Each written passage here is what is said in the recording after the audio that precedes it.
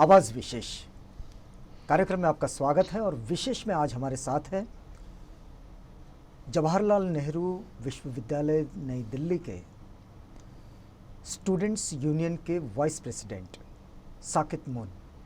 साकित moon साहब का एक परिचय आपको दूसरा भी देते हैं कि अभी तो इस समय साकित जेएनयू में पीएचडी कर रहे हैं, शोधार्थी छात्र हैं।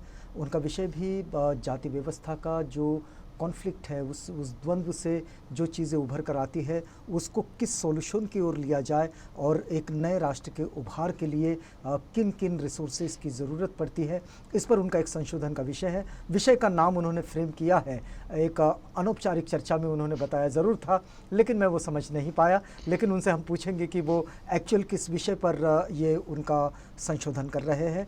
लेकिन जो बात हम आपको बताना चाह रहे हैं कि साकेत आते हैं एक ऐसी जगह से जिस जगह को नागपुर का वो एरिया जिसको कहा जाता है जोगी नगर, और जोगी नगर की एक पहचान आती है कि यहाँ लिबरल क्लास का जो लोग हैं, लिबरल क्लास का जो तबका है वही यहाँ पर बसता है, जो अभावग्रस्त समुदायों से आता है, जिसका जीवन ये मार्जिनलाइज कम्युनिटीज़ का जीवन है। और वहाँ से निकलकर एक छात्र जब एक शोधार्थी छात्र के रूप में जब जेएनयू पहुँचता है तो जोगी नगर को भी अपने आप पर एक विशेष गर्व होता है, अभिमान होता है। तो हम आज साकित जी से ये बात करेंगे कि जेएनयू में इस वक्त जो स्टूडेंट्स यूनियन के साथ वो काम कर रहे हैं और स्टूडेंट यूनियन के वाइस प्रेसिडेंट है, लेकिन जेएनयू का नाम इस समय सिर्फ देश में नहीं पूरी दुनिया में है। और सिर्फ इसलिए नहीं कि जिस तरह से हमने पिछले दिनों जेएनयू को देखा था उसके लिए नहीं, बल्कि जेएनयू इसके लिए पहचाना जाता है कि देश में अगर कोई बेहतर रिसर्च इंस्टीट्यूट है, जो एक ऐसा यूनिवर्सिटी है कि जो यूनिवर्सिटी छात्रों को एक बेहतर भविष्य की ओर लिए चलता है, तो वो जेएनयू है, उसका नाम आता है। हम साकित का स्वागत करते हैं। साकित, शुक्रिया, कार्यक्रम में आपका स्वागत है। साकित, आपसे एक बात हम समझना चाहेंगे कि इस समय आप तो बहुत ऐसे क्षेत्र से जेएनयू की ओर गए हैं कि जहां से बहुत कम बच्चे जाते हैं, बहुत कम लोग सोचते हैं कि जेएनयू की तरफ पढ़ाई के लिए जाना चाहिए। आप जेएनयू की तरफ गए, लेकिन आप इस समय उच्च शिक्षा को कैसा देख रहे हैं? जो हायर एजुकेशन है हमारे देश में, उसको आप कैसा देख रहे हैं इस समय? देखिए, इस समय उच्च शिक्षा जो है हमारे देश में एक बहुत ही एक मोड़ पे है, एक ऐसे मोड़ पे है जहाँ पे आज हम देख रहे हैं कि पिछले कई सालों में एक जो आंदोलन हुआ है, छात्र आंदोलन हो या जो पुरोगामी जिसको कहते हैं हम, जो प्रोग्रेसिव एक मूवमेंट है, उसके कारण कहीं ना कहीं जो पिछड़े समाज से, जो वंचित समाज से छात्र है, आज कुछ एक संख्या में शिक्षा तक आ पा रहे हैं। चाहे मेरे जैसे छात्र हो, चाहे कई तमाम छात्र हो जो पिछड़े इलाके से आते हैं, पिछड़े जातियों से आते हैं, या चाहे महिलाएं हो, वो आज शिक्षा तक आ पा रहे हैं। पर आज जिस तरीके से भारतीय जनता पार्टी की जो सरकार है, जो संघ परिवार की विचारधारा चलती है, जो हिंदू राष्ट्र के और हिंदुत्व की विचारधारा है, जो विषमता की विचारधारा है, जो उच्च नीच की विचारधारा है, आज उसका एक पुरजोर कोशिश हो रही है कि कैसे इस सिस्टम में जो थोड़ा सा एक अचीवमेंट हुआ है उसको कैसे रिवर्स किया जाए, किस तरीके से वापस शिक्षा को एक कमोडिटी बनाया जाए, शिक्षा को एक बेच और खरीद की वस्तु बनाई जाए, और शिक्षा को एक ऐसी एक राइट बनाया जाए जो सिर्फ एक समाज के पास रहे।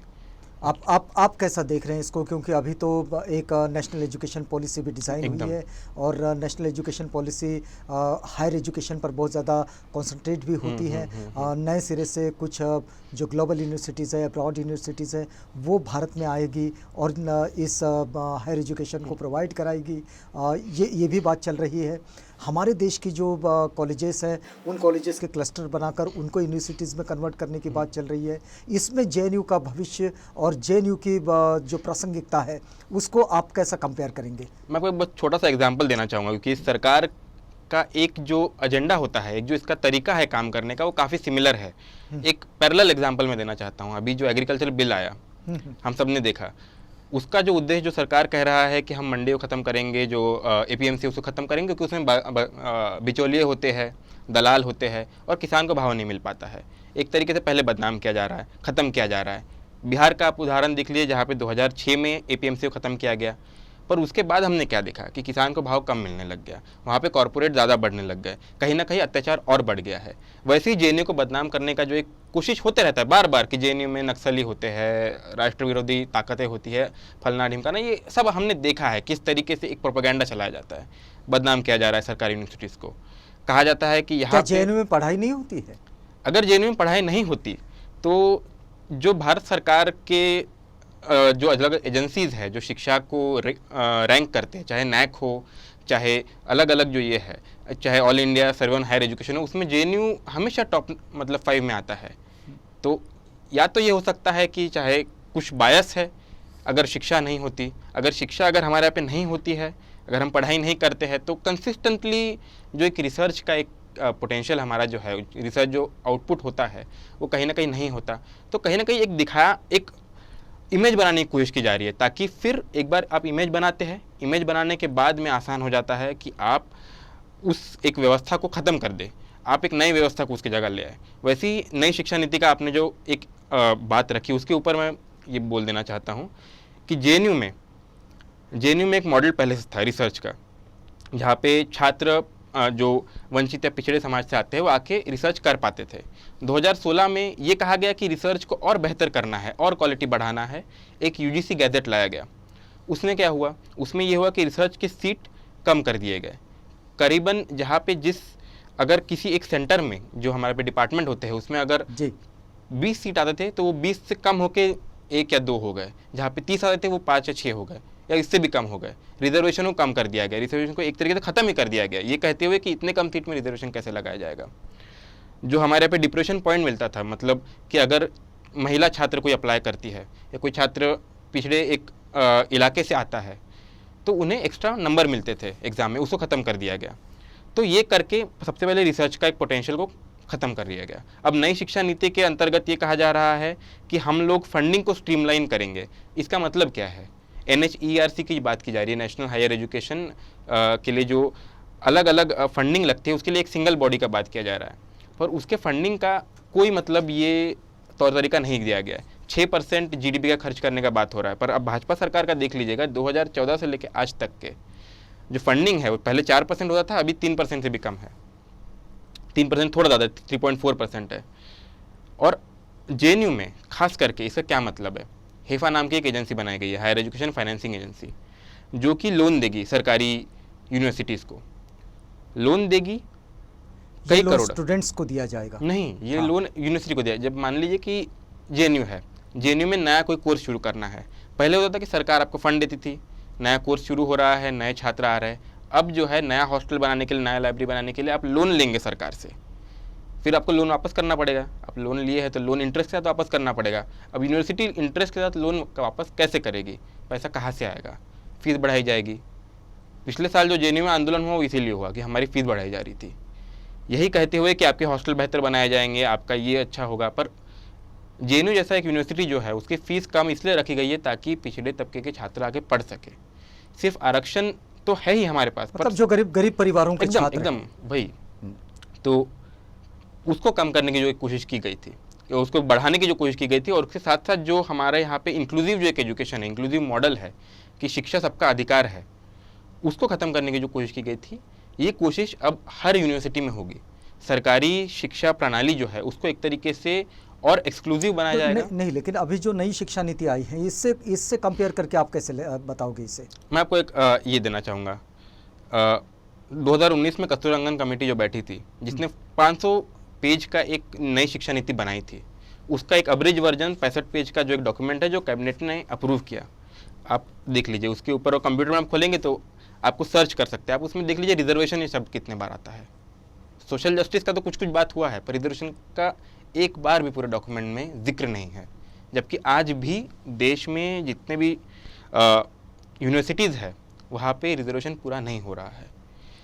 रोहित वेमुला का जिस तरीके से इंस्टीट्यूशनल मर्डर हुआ, उसके बाद कई सारे एग्जाम्पल है, चाहे पायल ताड़वी का ले लीजिए, चाहे अलग अलग छात्रों को जिस तरीके से जो वंचित और बहुजन तबकों से आते हैं उनका इंस्टीट्यूशनल जो मर्डर हुआ, उसके बाद जो एक डिमांड उठा के एक रोहित एक्ट होना चाहिए, एक इंस्टीट्यूशनल मैकेनिज्म होना चाहिए कि जो डिस्क्रिमिनेशन होता है यूनिवर्सिटीज़ में उसके खिलाफ किस तरीके से उसको कॉम्बैट किया जाए, किस तरीके से ख़त्म किया जाए, उसका कहीं भी उल्लेख पूरे शिक्षा नीति में नहीं है कि किस तरीके से डिस्क्रिमिनेशन को कम किया जाएगा, किस तरीके से शिक्षक भर्ती हो, फैकल्टी रिक्रूटमेंट हो या फिर स्टूडेंट का सिलेक्शन हो, उसमें रिजर्वेशन जो अभी भी पूरा नहीं हो रहा है। ओबीसी प्रोफेसर अभी भी चाहे जेन्युइनली सेंट्रल यूनिवर्सिटी आपको नहीं मिलेंगे। आज उसको कैसे पूरा किया जाए उसको लेके नई शिक्षा नीति में कोई सुझाव नहीं है। तो अभी आप तो स्टूडेंट यूनियन को लीड कर रहे हैं, मतलब स्टूडेंट्स को ही लीड कर रहे हैं। आप लोग कैसा सोच रहे हैं कि ये यूनियन इस नीति के ज़रिए या फिर इस नीति को क्या कोई डायरेक्शन देना चाहेगी? एक डायरेक्शन जो है, जो हम लोग कोशिश कर रहे हैं, वो ये है कि सिर्फ जेएनयू नहीं, हम्म, सिर्फ जितने केंद्रीय विश्वविद्यालय है उनकी बात नहीं, बल्कि पूरे देश भर में जितने तमाम यूनिवर्सिटीज़ है, कॉलेजेस है, जितने तमाम छात्र हैं, उन्हें कैसे एक प्लेटफॉर्म पे लाके इस मूवमेंट को एक यूनाइटेड तरीके से हम नए शिक्षा नीति के खिलाफ एक बेहतर एजुकेशन के मॉडल के लिए हम किस तरीके से डेवलप कर पाएंगे। अभी हम इस नहीं तो क्या ये एजुकेशन मॉडल आपने डिज़ाइन किया है जो दिया जा रहा है इस नीति के पैरेलल? अभी जो है हमारे कुछ सुझाव है। अच्छा, पहला तो यह है कि नई लेकिन शिक्षा अभी तो नीति, बिल आ चुका है, नीति डिज़ाइन हो चुकी है। नीति डिजाइन हुआ है, वो बिल नहीं हुआ एक्चुअली, वो कैबिनेट ने उसमें अप्रूव कर लिया है। हाँ। उसको लेके कई सारे जो बिल्स होंगे हाँ। वो एक एक करके पार्लियामेंट में आएंगे। तो आप इसके लिए अपनी ओर से कोई डिज़ाइन करके कोई चीज़ प्रस्तुत कर रहे हैं? हमारे जो कुछ डिमांड्स है, एक तो ये है कि यूजीसी गैजेट जो 2016 है उसको पूरी तरीके से वापस लिया जाए। दूसरा ये है कि शिक्षा में जो खर्च है, जो 10% होना चाहिए, जो 6% बार बार कई सरकारों ने कहा, उसको वहाँ तक लेके आना है। उसके साथ साथ जैसे कुछ कुछ जो चीज़ें हैं, अभी जो हमारे सामने एक मॉडल है, उस मॉडल में हमें और सुधार करना है। अभी जो भाजपा सरकार जो कर रहा है, जो संघ परिवार का जो है कि जो मॉडल अभी है उसको पूरी तरीके से लेके खारिज कर देना है, जो अब तक के उसमें सुधार हो उनको भी खारिज करना है, उसके बजाय एक नया मॉडल लेके आना है।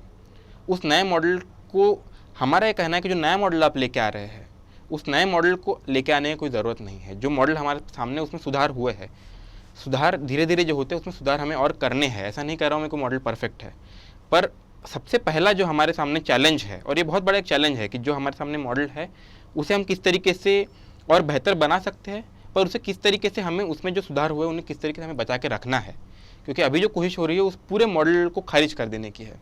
तो अभी आप जो काम कर रहे हैं, जो आपने एक सब्जेक्ट भी डिज़ाइन किया है जिसको आप अपनी पीएचडी का एक रिसर्च सब्जेक्ट आपने बना रखा है, और दूसरी बात यह है कि आप स्टूडेंट्स को लीड करते हुए आप इस बात पर भी काम कर रहे हैं कि हमारी जो शिक्षा नीति है उस शिक्षा नीति का मॉडल थोड़ा सा बदला जाए, उस पर जो सुझाव है वो सुझाव भी डिज़ाइन किए जाए।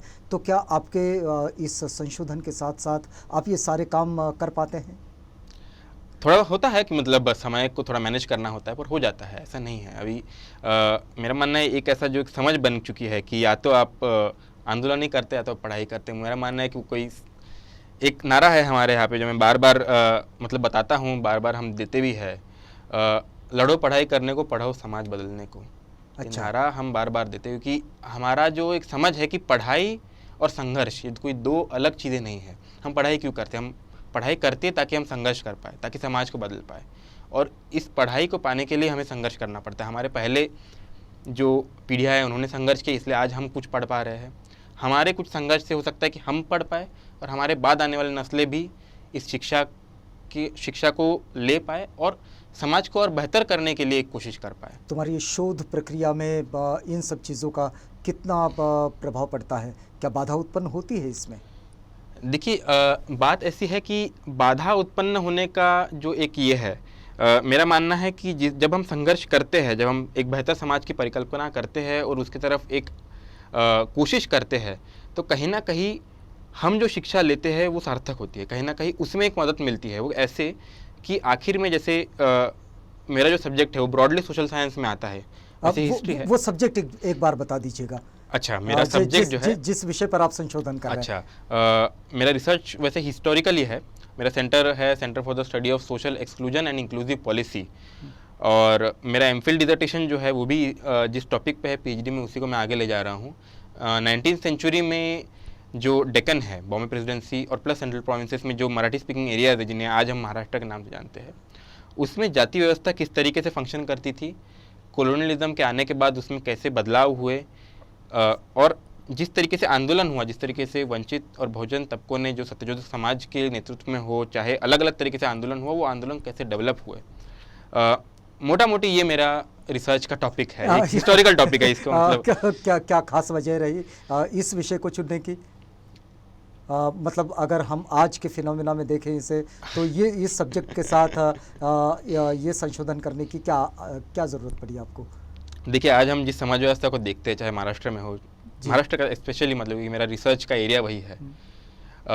उसको समझने के लिए अतीत में जाना कहीं ना कहीं ज़रूरी पड़ता है। जब हम अतीत को समझते हैं, जब हम समझते हैं कि आज हमारे सामने जो समाज व्यवस्था है वो आज ऐसे कैसे है, कहाँ से उसका विकास कैसे हुआ, आज हमारे सामने जो व्यवस्था है वो कैसे बनी, और हमारे पहले आने वाले नस्लों ने क्या संघर्ष किया, उसको समझते हुए कि हमारी लेगेसी क्या है, हम किस लेगेसी को आज, जब जो प्रोग्रेसिव मूवमेंट है, जो अम्बेडकरवादी मूवमेंट है, उसकी लेगेसी हमें जो समझनी है कि हमें आज जो चैलेंजेस है उनका इतिहास क्या है, उनका एवोल्यूशन कैसे हो, उसको समझने के लिए कहीं ना कहीं मुझे लगा कि इस इतिहास को समझने की ज़रूरत मतलब है। इस इतिहास से कुछ सबक भी सीखा जा सकता है और कुछ हाँ। जानकारियाँ भी मिल सकती है, हाँ। और नए चीज़ों को समझने के लिए और उनको बनाने के लिए कुछ एक समझ भी पैदा हो सकती है। यही उम्मीद है। साकेत, इस बातचीत को हम लोग आगे बढ़ा रहे हैं।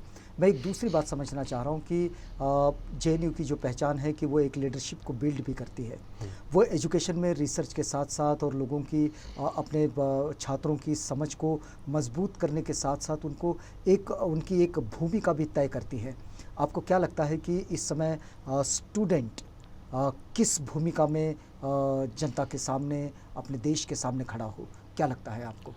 आज जो है कि छात्र जो है, छात्रों का एक जो मूवमेंट है, पूरी तरीके से हम देखेंगे देश भर अलग अलग तरीके से छात्र आंदोलन होते रहे, पूरे मोदी सरकार में हो या उसके पहले भी हो। और आज छात्रों के सामने जो सवाल है, जो भूमिका छात्र देश के सामने रखना चाहते हैं, उनमें एक जो चीज़ जो मैंने देखी है बार बार अलग अलग आंदोलनों में, एक चीज़ जो बार बार आती है कि छात्र आज अपने संविधान को बचाने के लिए, अपने देश के संविधान और संविधान में जो मूल्य है, चाहे वो सामाजिक न्याय हो, चाहे वो धर्मनिरपेक्षता हो, चाहे वो समानता हो, उन सभी मूल्यों को बचाने के लिए उनके ऊपर आज जो हमला हो रहा है, जिस तरीके से संविधान में संशोधन हो रहा है, या संशोधन के बिना एक तरीके से केंद्र सरकार हो या अलग अलग राज्य सरकारें जो संघ जिस तरीके से अपने आइडियोलॉजी को पुश करना चाहता है, हिंदू राष्ट्र को बनाना चाहता है। और हिंदू राष्ट्र को बनाने का मतलब एक ही है कि आप याद कीजिएगा कि जब संविधान को अडॉप्ट किया गया था, तब ऑर्गेनाइजर में आर्टिकल लिखा गया था कि संविधान हमें मान्य नहीं, क्योंकि हमें मनुस्मृति मान्य है। आज कहीं ना कहीं छात्र आंदोलन जो है, उसमें जो प्रोग्रेसिव छात्र आंदोलन है, जो चाहे दिल्ली में हो, चाहे जेएनयू में हो, चाहे वो हैदराबाद में हो, चाहे मुंबई में हो, चाहे बंगाल में हो, चाहे कहीं और हो, आज सबसे पहले वो चाहता है कि जिन मूल्यों के लिए, जिस संविधान के लिए, जिस आंदोलन में हमारे पहले लोगों ने पूरी अपनी जान लगा दी, उस आंदोलन को आगे ले जाना है। उस देश की कल्पना जो डॉक्टर बाबा साहब अम्बेडकर ने की थी संविधान लिखते वक्त, उस देश को, उस राष्ट्र की परिकल्पना को हमें आगे ले जाना है। हिंदू राष्ट्र के खिलाफ एक हमें मोर्चा बनाना है, और उसमें किस तरीके से बाकी आंदोलन में अपना सहयोग दे पाएंगे, कहीं ना कहीं प्रोग्रेसिव स्टूडेंट मूवमेंट का आप इस समय अगर अपने देश का एक सोशल सिनेरियो अगर देखना चाहें, या फिर सोशल सिनेरियो के इस पूरे परिप्रेक्ष्य में अगर पॉलिटिकल सिनेरियो को देखें, तो आप कैसा महसूस करते हैं कि ये जिस स्थिति से इस समय देश गुजर रहा है, एक जेएनयू के स्टूडेंट यूनियन के वाइस प्रेसिडेंट के रूप में, आप इसको कैसा देखते हैं? देखिए, मेरा जो आउटलुक है वो एक मेरा पर्सपेक्टिव जो है वो तो एक स्टूडेंट के हिसाब से ही होगा। बिल्कुल, क्योंकि स्टूडेंट यूनियन में हूँ, खुद भी स्टूडेंट हूँ और स्टूडेंट्स के द्वारा इलेक्टेड भी हूँ। तो आज जो हम देखने को हमें मिल रहा है, एक तरफ पॉलिटिकल सिनेरियो की आपने जो बात की, बार बार ये देखने को मिल रहा है कि जब हमला होता है संविधान पे, लोगों के हकों पे हमला होता है, तो एक स्कैटर्ड तरीके से हम देखते हैं कहीं ना कहीं एक आंदोलन जो हमारे पहले हम अनौपचारिक तरीके से जो एक चर्चा कर रहे थे इससे पहले, उस आंदोलन को किस तरीके से संगठित किया जाए, किस तरीके से इस संघ परिवार के खिलाफ, हिंदू राष्ट्र की परिकल्पना के खिलाफ उस आंदोलन को एक मंच पे लाया जाए। आज उस वैक्यूम कैसे पूरा करना है, आज सबसे पहला चैलेंज हमारे सामने यही है। और बार बार जब हम लोग भी जब आंदोलन करते हैं, तो हमारी भी ये कोशिश होती है कहीं आंदोलन दिल्ली में ही ना सीमित होकर रह जाए, कहीं जेएनयू के अंदर ही सीमित होकर ना रह जाए, कैसे इसे हम बाहर ले जाए, कैसे इसे गांव कस्बे तक ले जाया जाए, कैसे इसे हम जो जेएनयू में भी जैसे छात्र जो पढ़ते हैं, हमारा भी हम समझते हैं कि हम एक बहुत माइनॉरिटी से आते हैं, क्योंकि आप देखेंगे कि जिस समाज से मैं आता हूँ उसमें एक शिक्षा जो है, इतनी शिक्षा बहुत कम लोग ले पाते हैं पीएचडी तक के। तो हम लोग के ऊपर एक दायित्व है, उस दायित्व को हमें पूरा करना है। हम कैसे जो हम पढ़ते हैं, जो हम रिसर्च करते हैं, वो कहीं हमारे तक ही सीमित ना रह जाए कि हम रिसर्च तो कर रहे हैं, हम समझ रहे हैं कि समाज में क्या बदलाव की ज़रूरत है, पर उसे कैसे और हम लोग ले जाए। क्या आपको लगता है कि इस समय ये जो डेमोक्रेटिक पॉलिटिकल एक्टिविज़म है, इस एक्टिविज़म को लीड करने वाले किसी लीडर की ज़रूरत है जो नई पीढ़ी से आए? जी बिल्कुल, एक ज़रूरत तो है कि एक नया लीडरशिप भी इमर्ज करे और साथ ही साथ एक यूनिटी के साथ इमर्ज करे। आप जेएनयू में कैसा देखते हैं कि यहाँ से लीडरशिप को कैसे बिल्ड होगा ये? देखिए, हम जेएनयू में जिस क्योंकि हाँ। डेमोक्रेटिक वैल्यूज़ के साथ जिस तरह जेएनयू काम करता है, तो वहाँ से डेमोक्रेटिक लीडरशिप के आने की ज़्यादा संभावनाएं होती है। तो आपको क्या लगता है कि वो किन क्षमताओं के साथ वो लीडरशिप आएगी? देखिए, एक तो जो आपने कहा कि जेएनयू में डेमोक्रेटिक जो लीडरशिप का जो आपने बात रखा है, इस पर एक छोटा सा बात मैं कहना चाहता हूँ कि जेएनयू से ही क्यों ऐसा हो रहा है। क्योंकि जो आंदोलन जो पहले हर यूनिवर्सिटी में होता था, हर कॉलेज में होता था, ये बात सिर्फ अभी की सरकार नहीं, इसके पहले भी जो सरकारें आई, कहीं ना कहीं उस आंदोलन को सीमित कर दिया गया। कहीं ना कहीं सिर्फ जेएनयू में ही हो रहा है कि आज की तारीख में इलेक्शन होता है बिना मनी और मसल पावर के।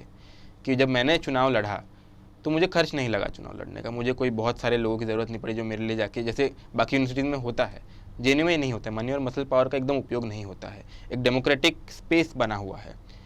आज उस डेमोक्रेटिक स्पेस को जेएनयू में ख़त्म करने की कोशिश की जा रही है और बाकी जगहों पे जहाँ पे वो डेमोक्रेटिक स्पेस इमर्ज कर पाए। आज हमारा संघर्ष उसी लिए है कि एक डेमोक्रेटिक स्पेस बन पाए जहाँ पे हम चर्चा कर पाए, डिबेट कर पाए। क्योंकि जब तक चर्चा और डिबेट नहीं होगा, वो डेमोक्रेटिक स्पेस नहीं रहेगा, तब तक आपका लीडरशिप इमर्ज नहीं कर पाएगा।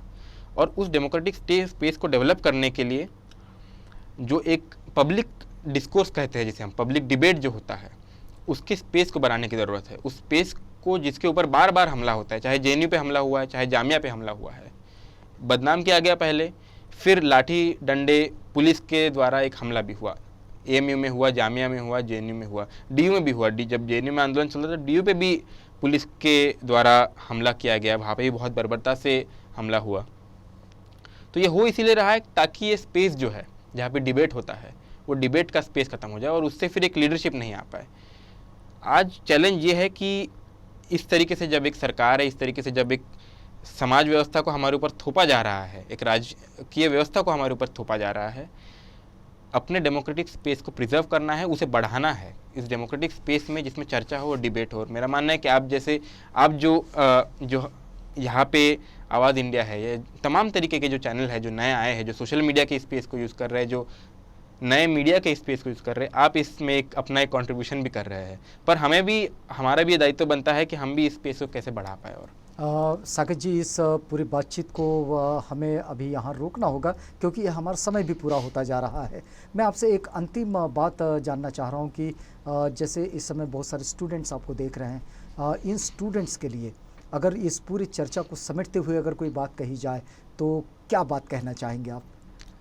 अच्छा, अगर एक लाइन में कहना तो मैं पहले ही वो कह चुका हूँ कि आज हमें संघर्ष करना हमारा दायित्व है और हमें अगर लड़ाई करनी पड़े अपने पढ़ाई करने के लिए, तो हमें पढ़ाई भी इसलिए करनी ताकि हम समाज बदल पाए। वही जो नारा है, उसी के साथ मुझे लगता है कि ये बात कि हमारा जो दायित्व है संघर्ष करना, चाहे वो सामाजिक न्याय के लिए हो, चाहे धर्मनिरपेक्षता के लिए हो, चाहे समानता के लिए हो, संघर्ष करना हमारा दायित्व है। हमारी पढ़ाई उसी के लिए है और आगे भी मेरी उम्मीद है कि देश के जो छात्र हैं, देश के जो नौजवान हैं, वो इस आंदोलन को आगे ले जाएंगे।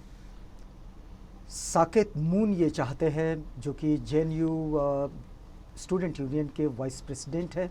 उनकी मान्यता है कि जो डेमोक्रेटिक स्पेस है, जो जेएनयू उसका पूरा इस्तेमाल करता है, लेकिन वो डेमोक्रेटिक स्पेस पूरे देश में उसी तैयारी के साथ खड़ा हो और उतनी ही निष्पक्षता के साथ खड़ा हो। और इसके लिए सिर्फ जेएनयू को नहीं बल्कि पूरे देश की यूनिवर्सिटीज़ को काम करना होगा और पूरे स्टूडेंट्स को काम करना होगा कि वो अपने डेमोक्रेटिक वैल्यूज़ को मजबूत करने के लिए वो काम करें और उसके लिए आगे बढ़ें।